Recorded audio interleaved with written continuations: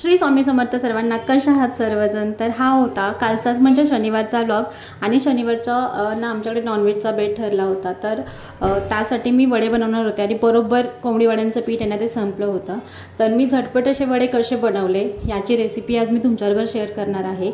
ही recipe एवढी सोपी आहे ना की कोणीही इझिली बनवू शकतं आणि घरात असलेल्या साहित्यातच बनवू शकतं आणि त्याच चवीचे त्याच कन्सिस्टन्सीचे सगळं तसंच सेम लागणारे असे हे बिना झंझट बिना भाजणीचं पीठ करता असे बनणारे हे वडे मी तुम्हाला दाखवते. चला त्याची रेसिपी बघूया. तर इथे ना मी 2 वाटी गव्हाचं पीठ घेतलं आहे. ह्याच वाटीने मी मोजून घेतलं आहे आणि ही वाटी म्हणजे सेमच ठेवा जे काही असेल ते तुमच्याकडे. त्याच वाटीने मी 1 वाटी ज्वारीचं पीठ, 1 वाटी इथे ना मी बाजरीचं पीठ घेतलं आहे. तुमच्याकडे नाचणीचं असेल तर नाचणीचं घ्या, आणखी कोणती वेगळं असेल तांदळाचं असेल तर तांदळाचं घ्या. अर्धी वाटी बेसन, खलबत्त्यामध्ये कुटलेला आलं लसूण आणि मिरचीची पेस्ट, 1 चम्मच गरम मसाला, 1 चम्मच जिरे, कसुरी मेथी घेतले 1 चम्मच ते 1.5 चम्मच असेल, 1 चम्मच आपला कांदा लसूण मसाला, अर्धा चम्मच हळद आणि इथे मी अर्धा चम्मच आहे ना तो ओवा घेतलाय. छान असा हातावरती त्याला चुरून घेतलाय आणि पाववाटी किंवा पाववाटीपेक्षा कमी असे तीळ घेतलेत. पांढरे तीळ आहेत हे.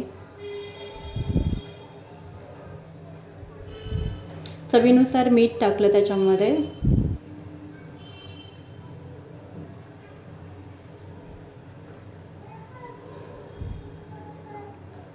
आणि आता त्याच्यामध्ये ना आपण जे म्हणजे हे सगळं एकजीव केल्यानंतर गरम पाणी टाकणार आहात. चांगलं कडकडीत पाणी गरम करून घ्यायचं आणि ते त्याच्यामध्ये टाकायचं.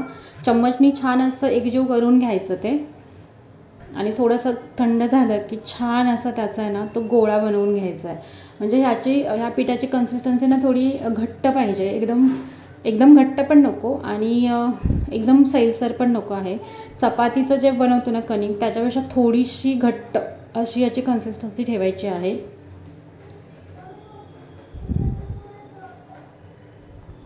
हाताने छान असं मळून घ्यायचं आहे. हे बघा असं आपला गोळा तयार झालेला आहे. इथे बघू शकता त्याची हे कन्सिस्टन्सी कशी आहे. आणि आता हे पीठ आहे ना ते आपण छान असं मुरत 1-2 तास ठेवून देऊया आणि 1-2 तास नसतील तर अगदी 15-20 मिनटं ठेवलं ना तरी चालतंय. आता मी हे छान असं साईडला ठेवून देणार आहे.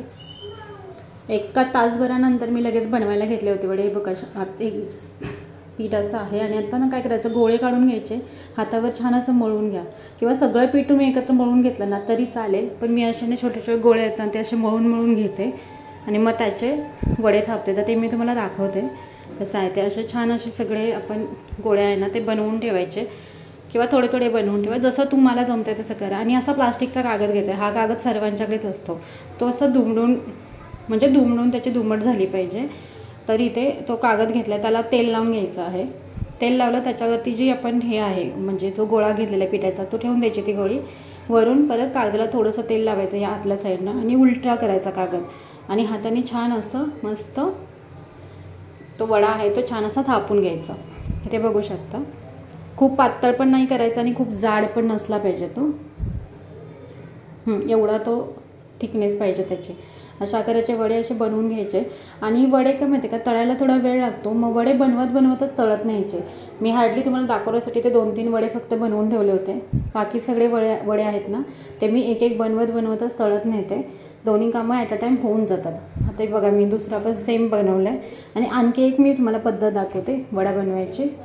तर ती तुम्हाला आवडली तर तुम्ही तशा पद्धतीने बनवा. ही बरी वाटत असेल तर अशा पद्धतीने बनवा.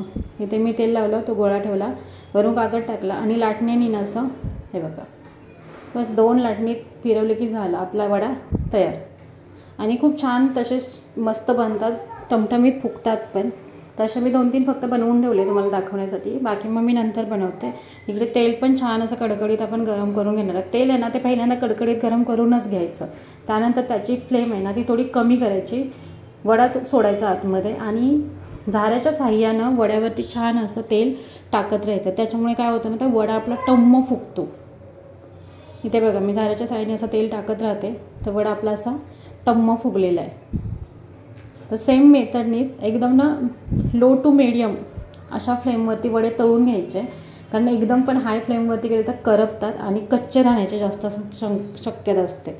त्याच्यामुळे जे वडे आहेत ना ते मीडियम टू लो फ्लेमवरती छान असे तळून घ्यायचे, मस्त खरपूस मस्त होतात.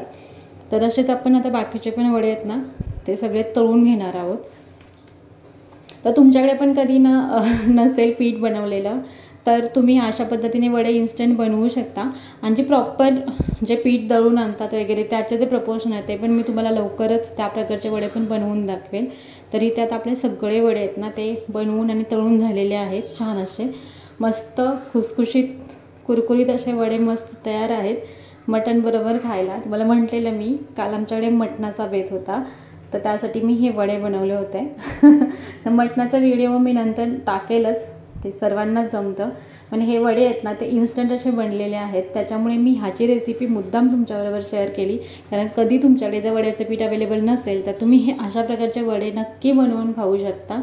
तर ही ते बघा मस्त असं मटणचा सुक्का होता, मटणचाच रस्सा होता, छान असे वडे, कांदा, लिंबू आणि भात पण बनवला होता. मी जिरा राईस बनवला होता मटण बरोबर खायला.